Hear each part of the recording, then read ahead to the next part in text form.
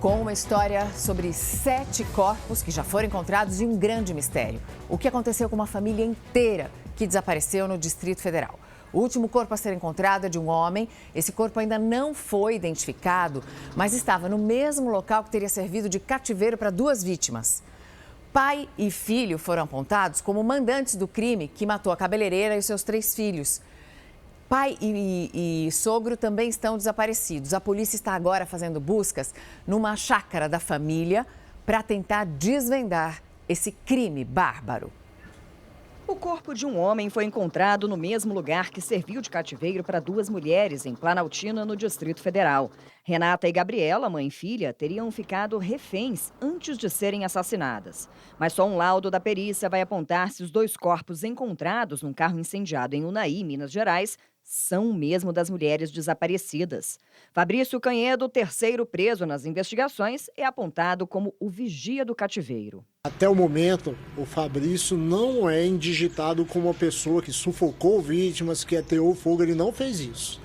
A polícia não descarta que o corpo seja ou de Marcos de Oliveira ou do filho dele, Tiago Belchior de Oliveira. Os 2 foram apontados por um dos presos como mandantes das mortes de Renata e de Gabriela, além do assassinato da cabeleireira Elisimar Silva e 3 filhos menores. Os 4 corpos, supostamente da família, foram encontrados num outro carro carbonizado em Cristalina, Goiás.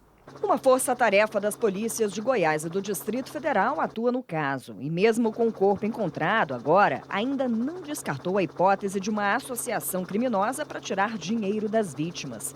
Elisamar teria R$100 mil para investir num salão de cabeleireiros. E Renata, sogra dela, 400 mil, conseguidos com a venda de um imóvel. A polícia ainda leva em consideração o depoimento de Horácio Barbosa, que confessou a participação nos crimes ao lado de Gideon de Menezes. Eles teriam sido contratados por Marcos e Tiago para os crimes que aconteceram em dias diferentes. Segundo Horácio, ele e Gideon receberiam R$100 mil. De acordo com Horácio, no caso de Elisimar, seria um falso sequestro, mas a situação saiu do controle e a cabeleireira teria ficado muito nervosa e infartado. Tiago, o marido dela e pai das 3 crianças, então teria dado a ordem para o assassinato da mulher e dos filhos. E agora não tem jeito, tem que executar as crianças. Quem falou isso? O Tiago. E ainda teria matado um dos filhos, segundo Horácio. O Tiago enfocou o mais velho, o Gedeon enfocou os do gênero, e eu enfoquei o outro. Já no caso de Renata e da filha, a intenção era mesmo que elas fossem assassinadas. A abordagem tive esse de assalto, um assalto comum, mas já com a intenção mesmo de execução.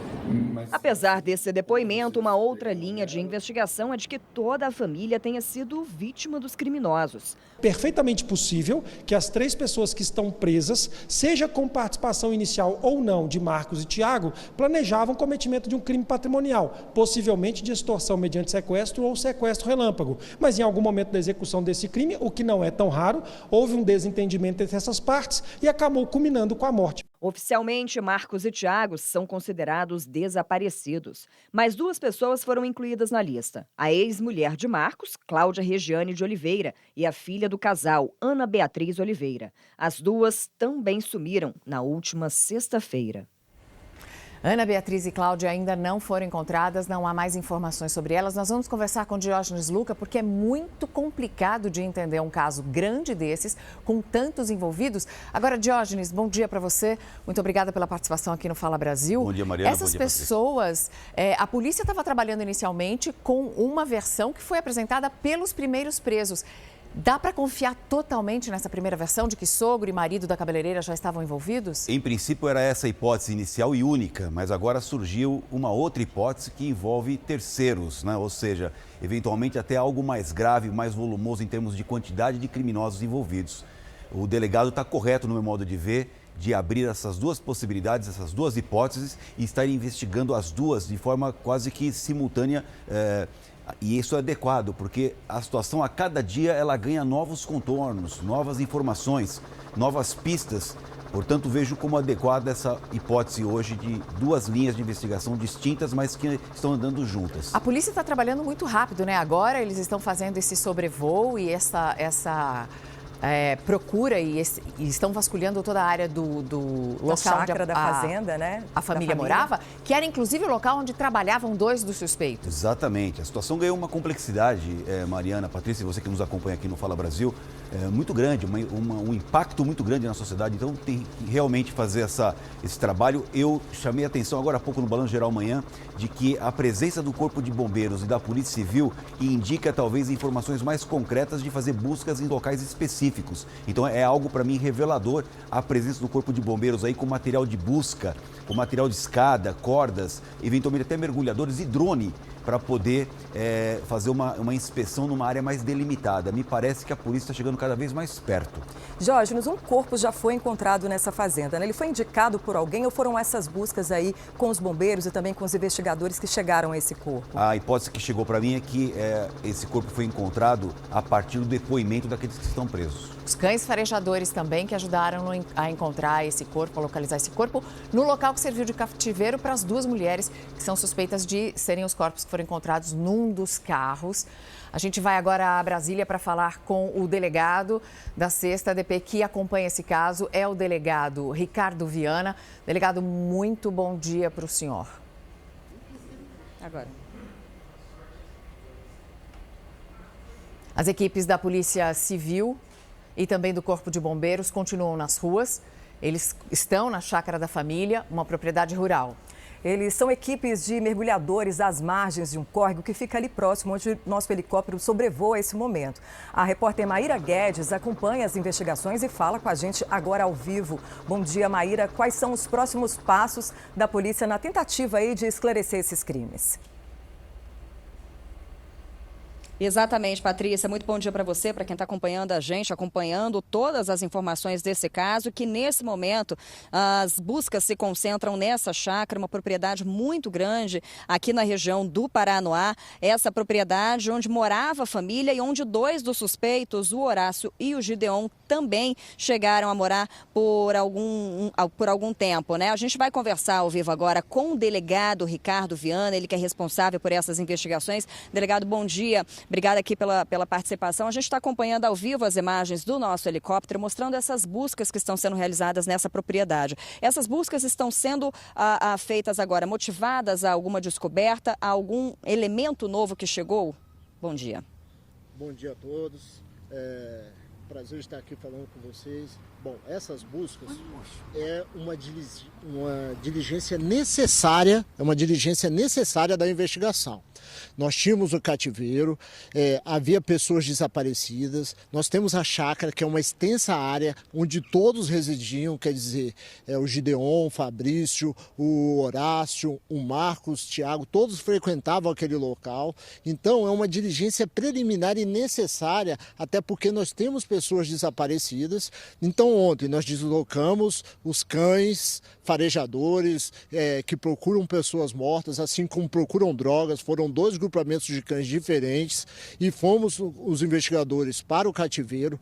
Havia um carro naquele local que despertou muita curiosidade dessa. Era um carro que estava estacionado de forma diferente, um carro abandonado dentro do lote. Então despertou nossa curiosidade, nós levamos e realmente o corpo estava embaixo desse carro. Então, assim, por ser uma extensa área da chácara e necessidade de mais cuidados, a gente pode ter pessoas enterradas naquele local.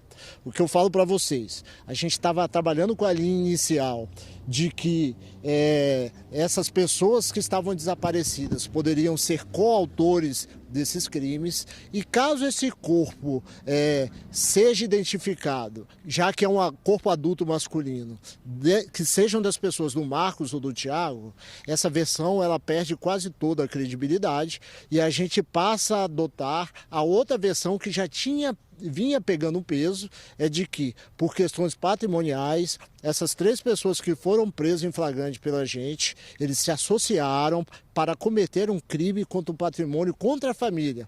Haja vista que a gente percebeu vendas de imóveis, dinheiro circulando em espécie, dinheiro em conta, ao relato de um deles. que a Renata e a filha dela foi mantida em cárcere.